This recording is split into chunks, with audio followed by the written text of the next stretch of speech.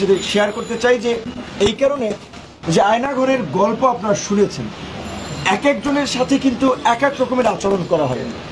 আমাকে 18ই জুলাই ভোর রাতে বা মধ্যরাতে 3টা কি 3:30টার দিকে আমাকে তুলে নিয়ে যাওয়া হয়। আমি বাচ্চা আমার কাপড়ে প্রস্রাব করে দিয়েছিল, আমার কাপড়টা ভিজা। আমি বলেছিলাম যে ভাই আমি কাপড়টা চেঞ্জ করে দিই। চিলে যেমন স্বীকার করে ঠিক অমনিভাবে গেঞ্জি এখানে আমাকে একেবারে চাইন দোলা করে আমাকে টেনে এসছে নিচে নামানো।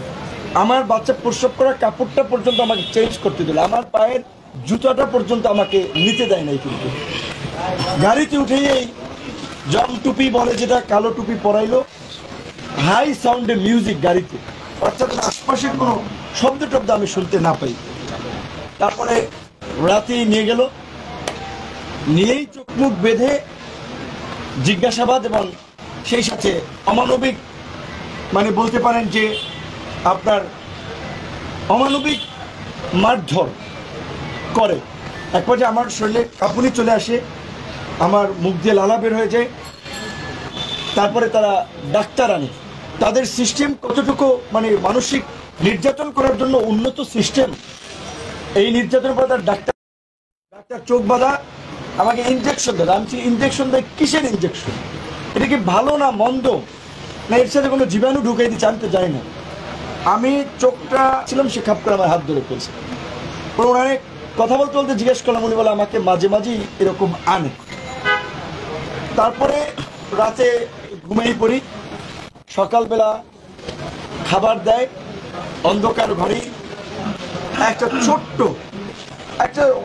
ছোট্ট মহসিন হল, ঢাকা বিশ্ববিদ্যালয়ে যারা গেছেন, নিচে যে সিঙ্গেল রুমগুলো থাকে ওই রকম একটা রুমের মধ্যে বাথরুম, লাইট নেই, খাবার দিছে মোমবাতি জ্বালাই, দিনের খাবার না রাতের খাবার আমি জানি না।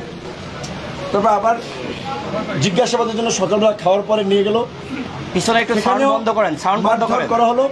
কারণ হচ্ছে আমি নাহিদ এবং সার্জিসের সাথে ফোনে আলোচনার পরে ওদেরকে বলেছিলাম যে এই 8 দফা দেওয়া যায়। তখন বলছিল যে ভাই আপনি একটু লিখে পাঠান। আমি মেসেজ করে পাঠাইছি।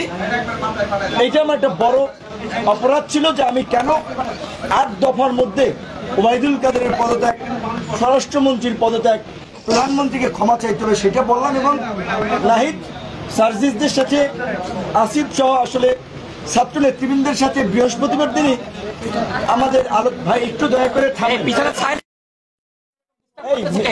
এটা কি ঢুকানো জরুরি ভাই? এটা কি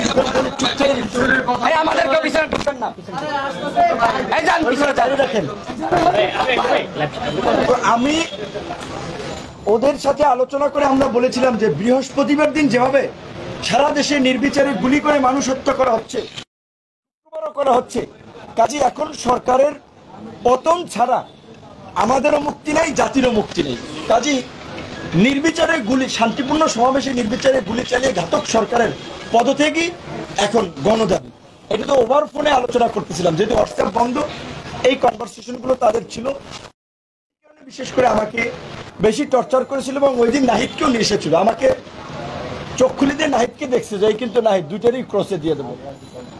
নাহিদ হয়তো আমাকে দেখাইছে চোখ বেঁধে, ওকেও বুঝতে পারে আমি বুঝতে পারি নাই, কিন্তু আমাদেরকে যে ক্রসে দিয়ে দেবে এরকমভাবে, যে কত শত শত মানুষ ক্রস ফায়ারে দিয়ে দিচ্ছে, চোখ মতো দু একটা দিলে কি হবে, তাদের আচরণটা এরকম ছিল। তারপরে আমাকে শুক্রবার দিন দিয়ে সারাদিন, শনিবার দিন পুরো ডে, রবিবার দিন আমাকে 11টার দিকে কিন্তু ডিবি কার্যালয়ে দেওয়া হয়। তখন আমি ঘুরিয়ে পুলিশের পায়ে ভর দিয়ে ডিবি কার্যালয়ে আসি।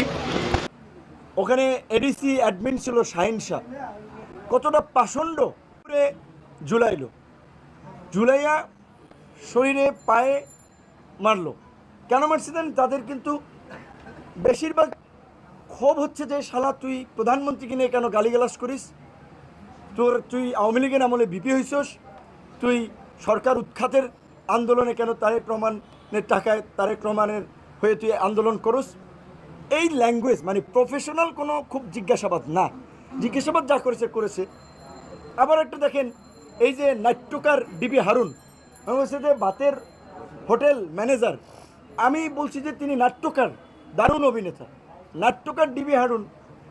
আন্দালি প্রমাণ পার্থর সাথে আমার ব্যক্তিগত সম্পর্ক ছিল। আমি ঈদের আগে তাকে বলছিলাম যে আমি একটু ওই ফ্যামিলি ক্রাইসিসে যে আপনি 10 লাখ টাকা আমাকে ধার দেন, আমি আপনাকে আবার দিব হানে। তো সে বলছে যে তোমার সাথে তো আমার ধারের সম্পর্ক না, ঠিক আছে এই এখন এইটা নাও, আর যদি মেকআপ না হয় আবার নিও। সে 4 লাখ টাকার ধার, মানে আমাদের একটা ব্যক্তিগত সম্পর্কে যে ঈদের আগে সেইটারে বানাইছে 64 লাখ টাকা দিছে নাকি, এখন কত ধরনের রংচং মাখাই প্রচার করলো। এবং এই যে ধরেন সেই সময় টিভি, 71 টিভি বা এরকম ধরেন আরও অনেকে রংচং মাখি প্রচার করেছে। দেবেন এই যে ঘর পোড়ার মধ্যে যারা আলু পোড়া খেতে চায় এদের ভিডিও রাখুন।